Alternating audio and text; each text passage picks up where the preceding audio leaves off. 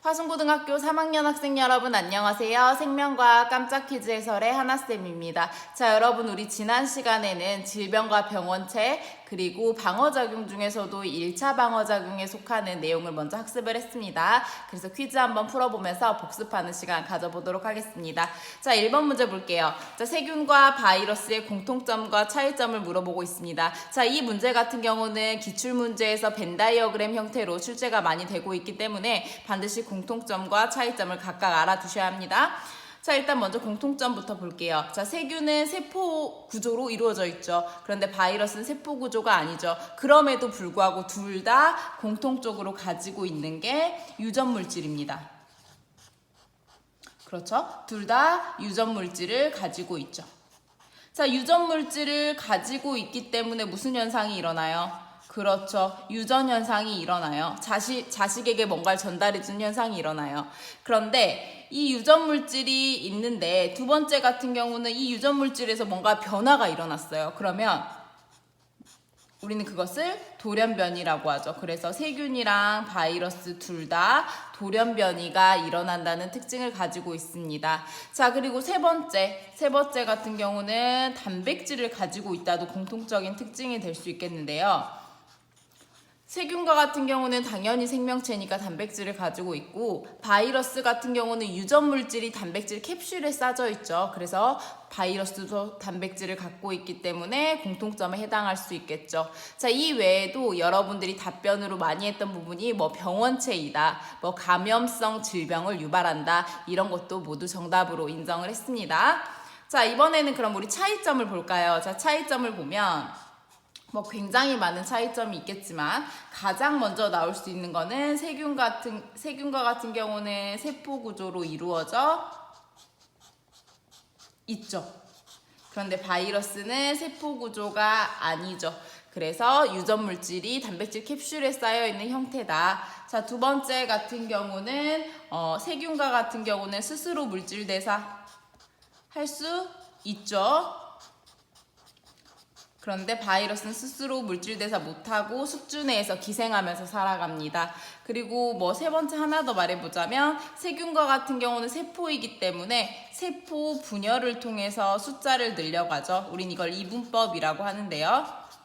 근데 바이러스는 스스로 숙주 내에서 자신이 분열하는 게 아니고 거기서 조립해서 나오기 때문에 세포 분열을 한다고 볼 수는 없습니다. 그래서 여기까지 세균과 바이러스의 공통점과 차이점 보도록 봤습니다.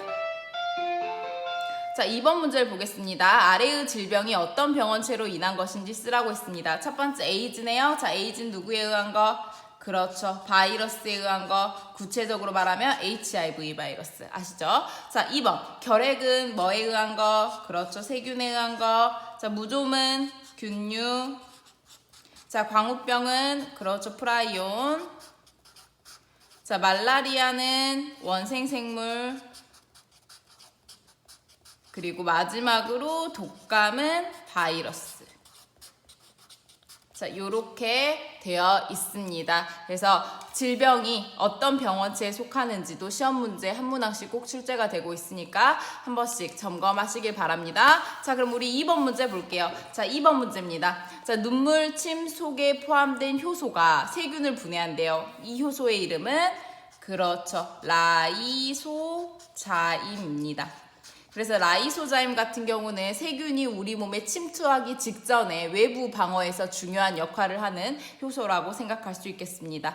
자, 2번 문제 볼게요. 염증 반응 과정에서 분비되는 화학신호 물질. 자, 누굽니까? 그렇죠. 비만세포에서 분비되는 히스타민이라는 물질입니다. 자, 히스타민이라는 물질의 기능은요, 우리 피부 아래에 있는 모세혈관은 어떻게 한다? 혈관을 더 확장시킵니다.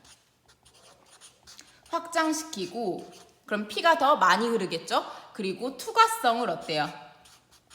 투과성을 높입니다. 여러분, 투과성이 높아진다는 것은 백혈구가 혈관 틈으로 기어나갈 수 있게 해서 세균의 세균에게 빨리 접근할 수 있도록 도와준다고 할 수 있겠죠. 자, 세 번째 보겠습니다. 자, 세 번째 같은 경우는 식세포 작용은 선천성 면역이다. 자, 백혈구나 대식세포가 세균을 잡아먹는 거는 구별을 하고 잡아먹는 게 아니죠. 일단 외부 물질이면 다 잡아먹는 거기 때문에 1차 방어 작용에 속하겠죠. 그래서 선천성 면역이다. 맞는 말이 되겠습니다. 자, 염증 반응. 여러분, 염증 반응은요, 염증 반응 같은 경우는 병원체의 종류나 뭐 감염 경험의 유무와 관계없이 그냥 신속하게 일어나는 방어작용이기 때문에 비특이적이죠. 그래서 비특이적이다. 그래서 특이적 방어작용이 X다라고 할 수 있겠습니다. 자, 여러분, 여기까지 1차 방어작용에 대한 복습을 마쳤습니다. 자, 이번 시간에는 2차 방어작용에 대해서 살펴보는 시간 갖도록 하겠습니다.